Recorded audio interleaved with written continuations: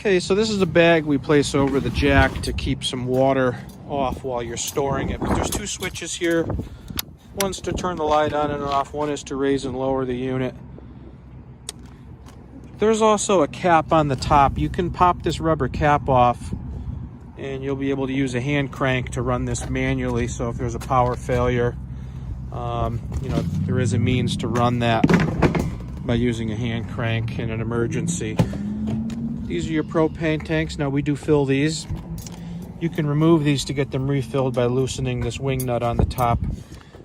You'll see in the lock bar there's two notches here, and when you reinstall these tanks, as you can see, one tank is placed in the inner notch and the other tank is in the outer notch, and that sets the spacing correct so that the cover fits snug.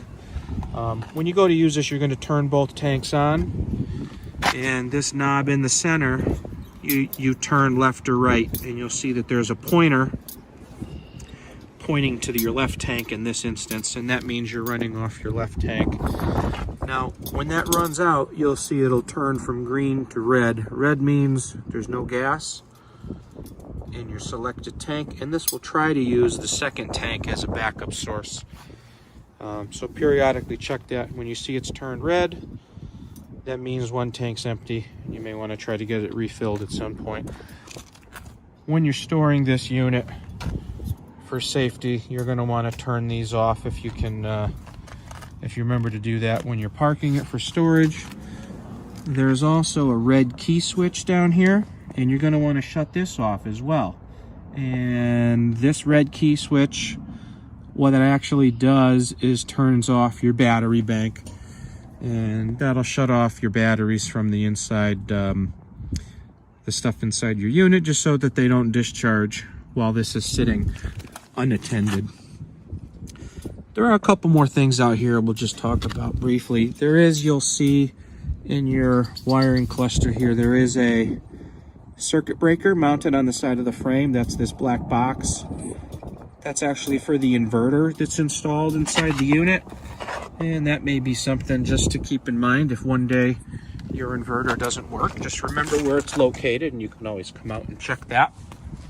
And we're going to go underneath now. I'm going to look up under here, and you're going to see two more circuit breakers, and that's this gray kind of box we're looking at here. All right, and again, this is just something for you to be familiar with, so you know where these items are located. It's not something that you normally have to touch, but occasionally these things will pop, and you may have to come under here to inspect them or possibly replace them if something's not working inside the unit. You'll also see there's a little box over here with a red light on it. That's actually the signal repeater for your tire pressure monitor.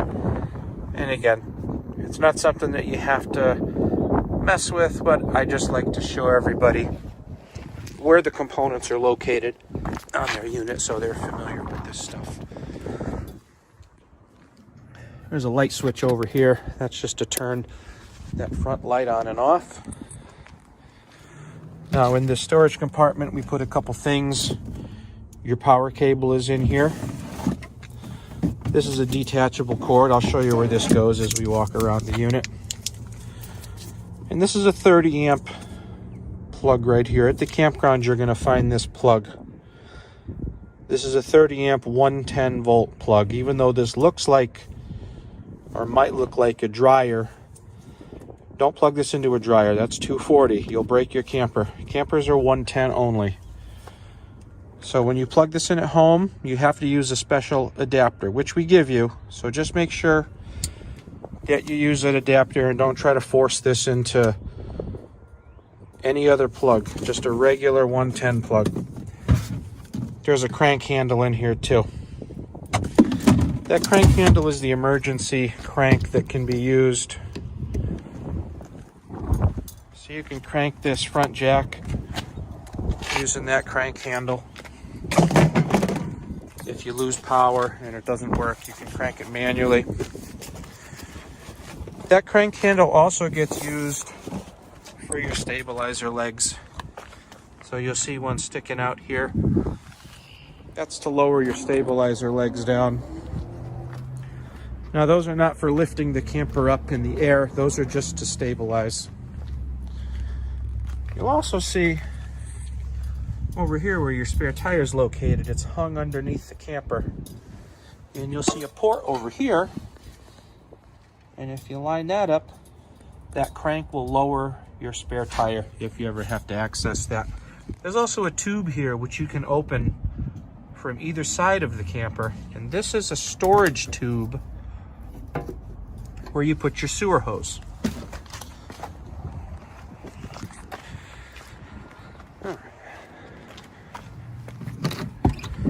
So in here, that's your griddle. That's the box for the griddle.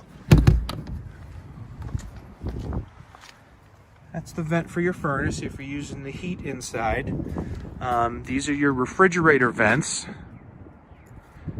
And up here is the vent for the stove. If you're going to cook inside, there is a flap that you'll have to open. This may not show up in the sunlight, but there's a little tab. And see how this opens and closes now. When you're driving down the road, you just click it shut, okay? And that seals up that flap.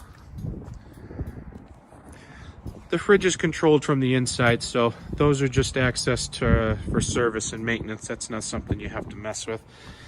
Same thing with the furnace, that's controlled from the inside. That's just the exhaust vent for the furnace of what you're looking at. This is your outside shower connection. This is your tank fill. So you can see the cap comes off. You can stick your hose in there, and that's to fill up your storage tank with fresh water if you're going to go someplace where there's no water. This is so you can fill it up at home before you get there, and now you'll have water with you. Now when you come home from your trip, if you don't use all that water, you're going to come under here and you'll see there's a white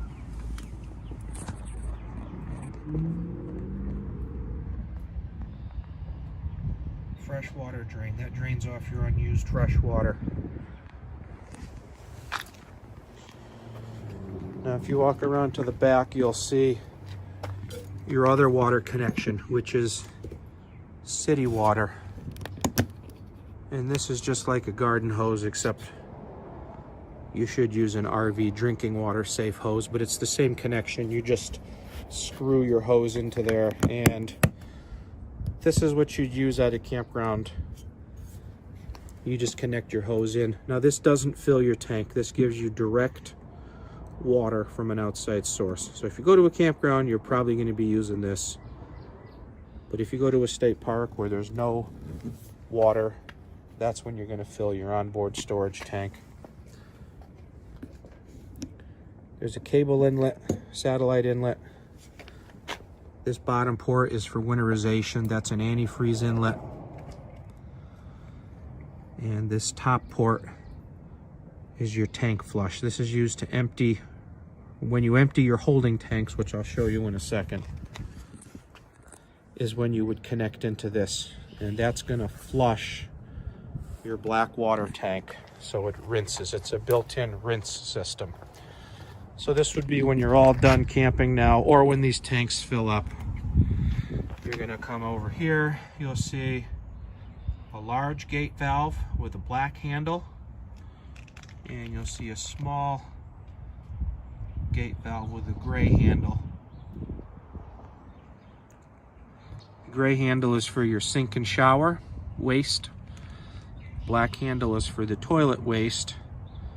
And this black water tank, once you hook your hose up and you pull that handle, it's going to start to drain.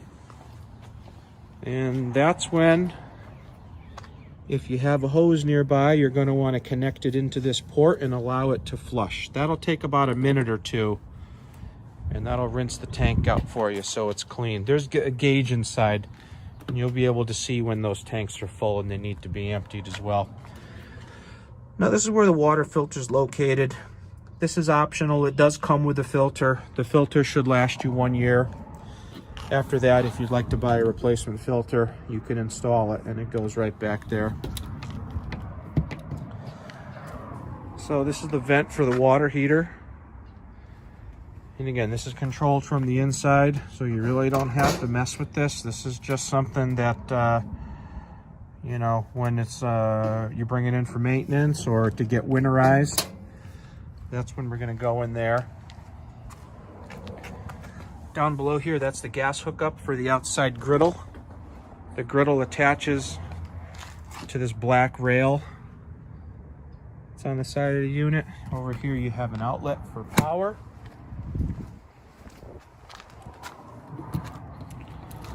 And in here we got your starter kit, which we're going to go over after.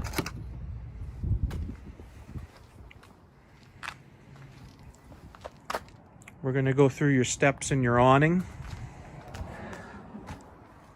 It's a little windy here today, so I'm not going to do the awning on this unit. I'm going to splice in footage I took on another unit, but it operates the same. Now right now I have the awning extended all the way, and this is great for a sunny day. If it's windy or stormy, you're going to want to close this thing up. Don't leave it out and risk it. You can manually lower this if it's a light rain. To do that, grab it right here, and you're just going to pull it straight down, and then you tighten this knob. And get the knob tight, and now you can see we've created some pitch, and that's good for light rain to keep water. You can do that on both sides of this awning to lower it. But if it's a heavy rain, you're going to want to close this thing. Be careful with it. Normally these knobs, you leave them loose, and that allows this to kind of flex and move around a little as it's needed, you know, as you're going through. So the steps, make sure the door's open all the way for your steps when you open and close these, because you don't want it to rub on the door. You see these just lift in, and then you would close the door. When you lower them, this little pin, you can pop that pin out to adjust the legs. So right now I have 4 holes. Depending on the ground, you may have to adjust those so that the steps are flat and they don't rock. The first time you close the door, you want to look down here that there's adequate clearance, because as you can see, if you have the step too high, it's going to hit the door, and you don't want to damage any of that. So just the first time you close the door, make sure that you don't have the step up too high, and once you see that you got a gap down there, you're pretty much good to go.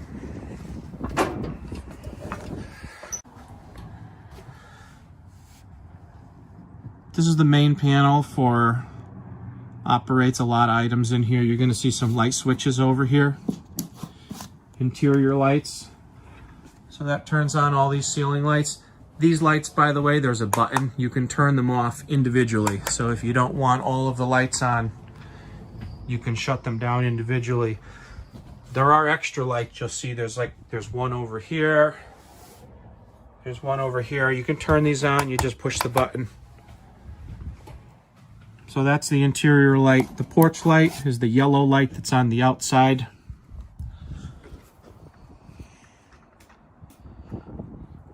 And the awning light, that's the LED strip that's under the awning.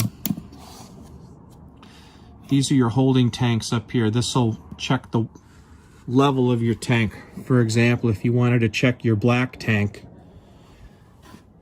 you push the black button and you'll see it says empty. As you use it, you'll see 1/3, 2/3 full come on. So that'll show you how much water you have.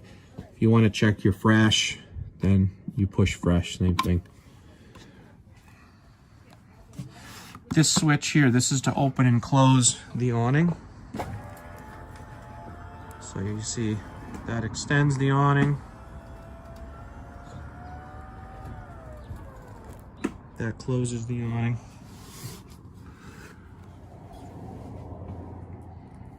You'll see a pump switch, water pump. This is a pressure pump for your water system. So when you get to the campground, you're going to do two things. You're either going to connect a hose to your city water if your campground has water. And if that's the case, you connect the hose, you turn it on, you turn your faucet on, and you're done. You don't need the pump, okay? The pump is only if you're self-contained. So this would be a condition where you go to a state park, they don't have water. So that means on the outside at your house, you would have filled your tank, your storage tank. Remember, outside over here, there's a port. Once you get to the campground, you're going to turn your pump on, and that's going to pressurize your water system, so your sink and faucets will work. You just leave that pump on while you're camping.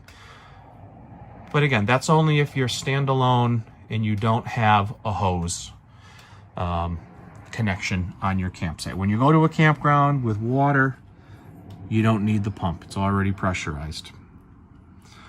In these other two switches here, you'll see water heater gas, water heater electric, and that's pretty self-explanatory what they do, but this would make hot water for you. So, you know, once you get your camper parked and situated, and once you have your water system up and running, either by connecting your hose or turning your pump on, and by the way, when you first get your water system running, you always want to come over to your sinks, and you're going to want to turn these on and let the air spit out, because sometimes there's some air trapped in the system, and you'll want to get your water running first.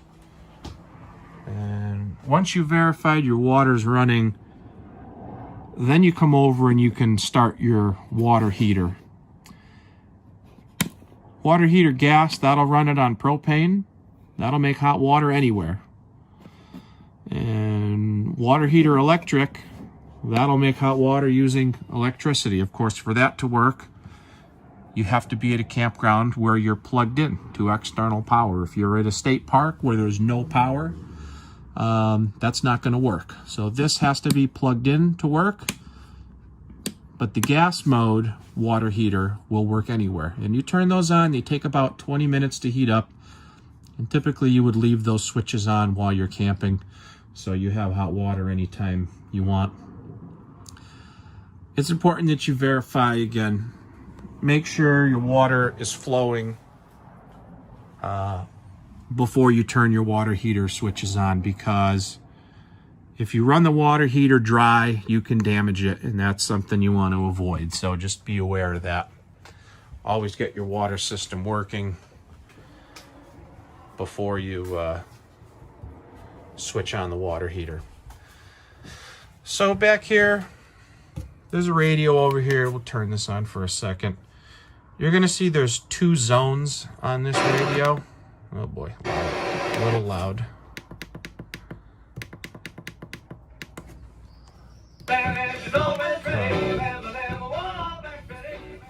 So up top here, you'll see zone 1, zone 2. These turn on and off. You hold them down. I'll turn on and off the speakers. Zone 1 is inside. Zone 2 is outside. Pretty simple. There's also a Bluetooth mode here. If you got music on your phone, you can play that. To turn this off, you just hold this down, and that shuts off. Back here's a switch for your Wi-Fi Ranger, which is a Wi-Fi booster. If you choose to use that, you're going to flip your switch on here.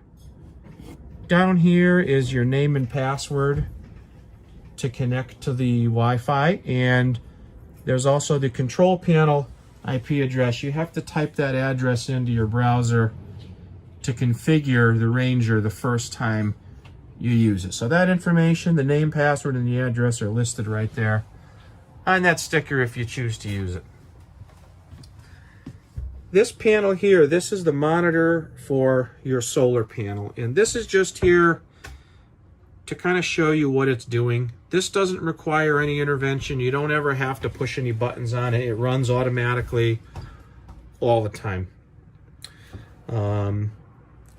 If you want to hit the button, all it's going to do, it'll light up one, and it'll show you your battery percent, it'll show you the battery voltage, and it'll show you the solar panel amperage output. In this case, it's 3.9 amps. So it's just a way to look. You can check that it's working, but in reality, you don't have to mess with this thing. It does everything it needs to by itself. Okay, there's a light switch on the wall here to turn the ceiling light on. There's also a vent here. You can crank this up with the knob, and there's buttons over here to turn the fan on and off. You have to open the lid before you run the fan. And this has a cover over it too. You can leave this open even in the rain, and it's shielded. Okay, this toilet has a foot pedal on the side. And the way this works, you push the pedal halfway, that's going to fill the bowl with water, and all the way will flush. It's important on this toilet, or any RV toilet, that you manually fill the bowl with water before you use it. These do not automatically fill with water like a residential toilet does. So you need to manually hold the pedal halfway, fill the bowl with water before you flush it.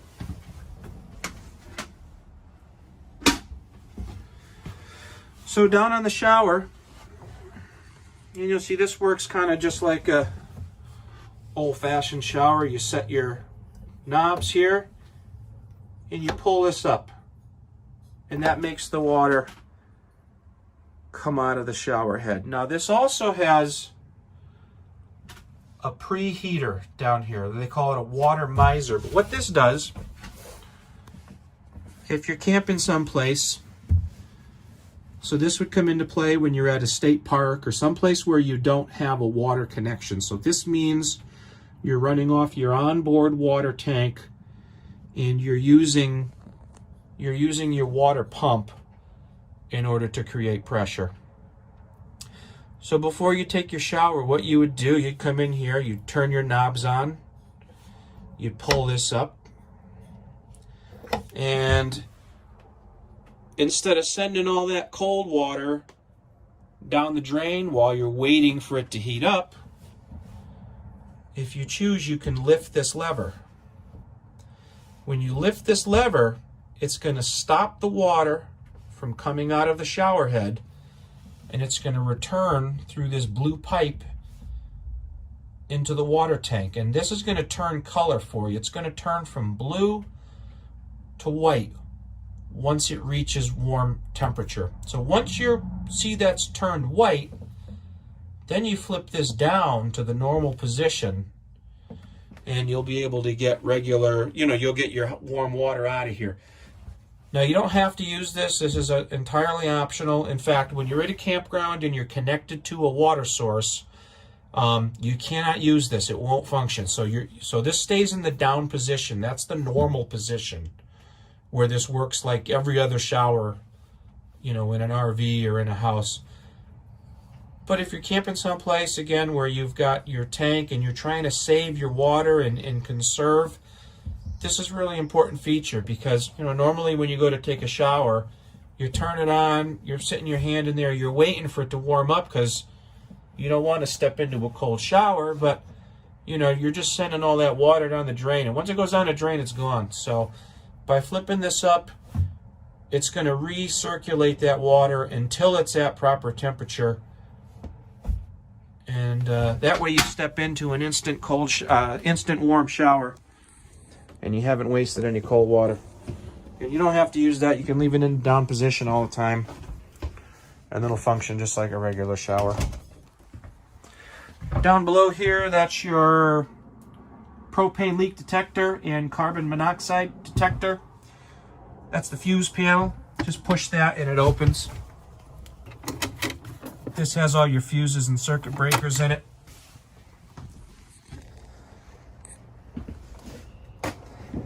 Now, when you're traveling, of course, this glass lid's going to be over, but anytime you cook, you're going to open this. So you fold it back, and then you raise it.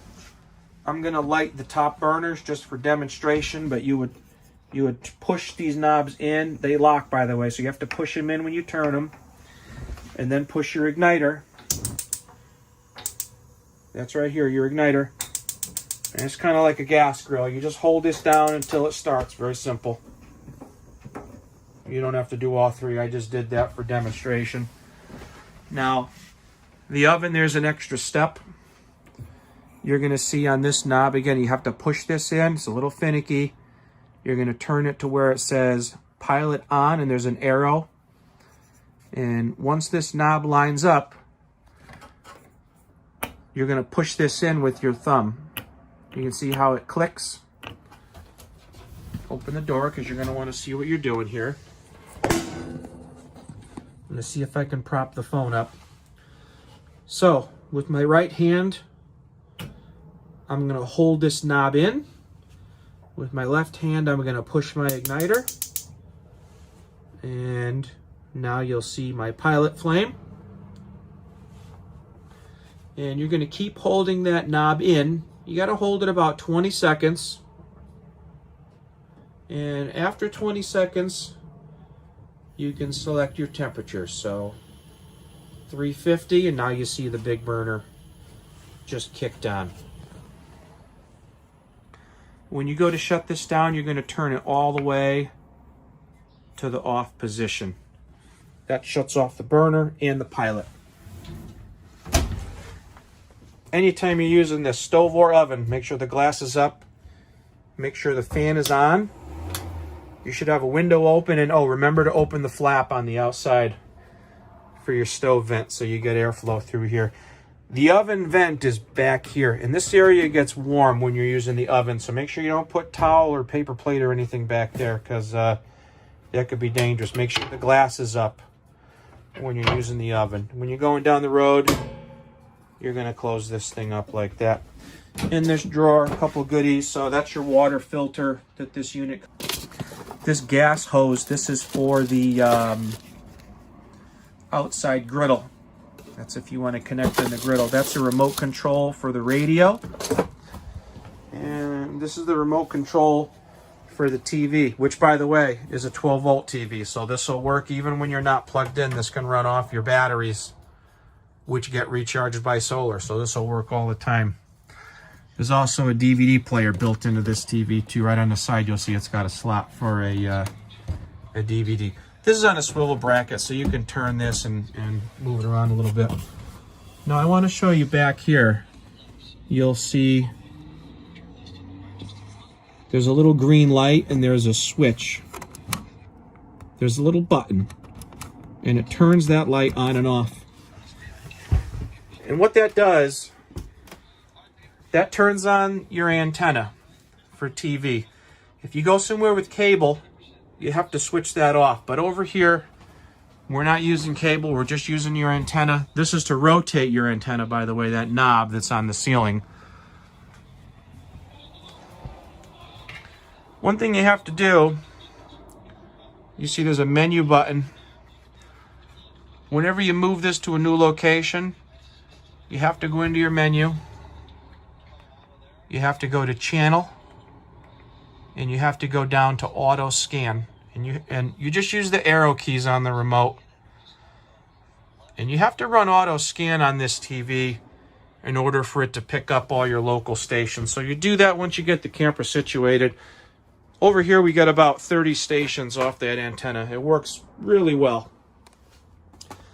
This is the packet here for your tire pressure monitor. There is a suction cup in here to mount it if you want to your windshield. There's also a cable so you can charge it. You'll see there's a little USB port to charge this up. I already charged this for you, so it's good for the time being. There's an on-off switch on this side too. If we click this on, you'll see it lights up. And this is going to indicate your 2 tires on your RV right now. Now, the tire sensors are motion activated, so that's why it's blank right now. But as you drive down the road, you'll see this thing light up, and it's going to tell you temperature and pressure inside your tires. It'll also beep at you if you have a low pressure condition or something like that. So if you hear that thing beep and that's an alarm, it means take a second, try to figure out what's going on with that. Up here's your air conditioner. So there's a filter on the side. You can pop your filter out, clean it. The air comes out over here. There's a little flap in here that opens and closes.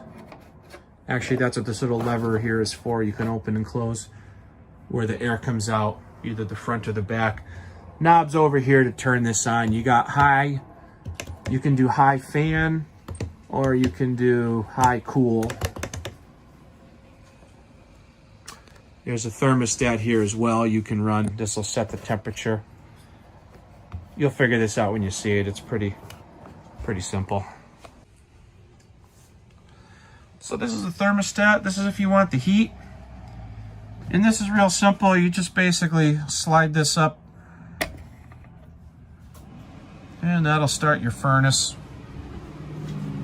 You'll hear it kick on. This will take about a minute or two to heat up. That's where the air comes out, is out of the vent over there. I think there's another vent in the bathroom too, so you may want to have the door open here just to get maybe a little better air circulation. Otherwise, it's probably going to get pretty warm in the bathroom. When you shut this down, you just push the temperature down, and also it clicks into the off position, and that's how you know it's shut off. It's going to run for a minute or two. It's going to run a cool down cycle before it starts. So up in the front here, a couple things. There's a USB outlet over here. You know, if you want to charge a cell phone, you can plug that in. There's also, this is the switch to turn your inverter on and off. You just turn it on and off with that switch. What the inverter does, the inverter will take 12 volts from your battery bank and convert it to 110 volts for all your outlets. Okay, so you know, this is great if you wanted to plug in a computer or a small appliance and you don't have electric. So this is going to come into play. That inverter, you're going to use that if you're at a state park. So if you go somewhere where they don't have electricity, that allows you to make your own electricity. That's what an inverter does. Of course, when you're at a campground and you plug your camper in, you're not going to use the inverter. You're going to use their power. But the inverter's there if you don't have electricity and you want to use something that plugs into an outlet. You can turn on that inverter and produce 110 volts. Now again, you're not going to plug in, a heater to that, because it's going to drain your batteries like really quick. So that's not what it's for. It's there for, if you want to do, computer work good. You could probably do a coffee pot. You could probably do, a little vacuum cleaner, stuff like that. That's what it's for. When you're not using any of your outlets, I would shut the inverter off, because it's just going to drain your battery if you don't need it. So it's there if you need it. If not, you can leave it switched off. And again, remember, anytime you plug in, you don't need it, because as soon as you plug in, all your outlets get external power. I'll show you how to open this Murphy bed. You're going to pull this strap up, and this flattens the couch. That's how you get to your griddle, by the way. It's kind of in a big box. You're going to make sure these locks are undone. And then you just grab this and lower this down. Be careful you don't pinch your fingers in the hinge there. And that's set down. That's the bed position. When you go to close it, you'll see over here, there's a little release knob. And you have to pull this out before you lift it, okay? So you pull this out, and then you're going to lift the bed. And once you start to lift it, you can let go of the knob. A little hard for me to do with one hand, but you get the idea.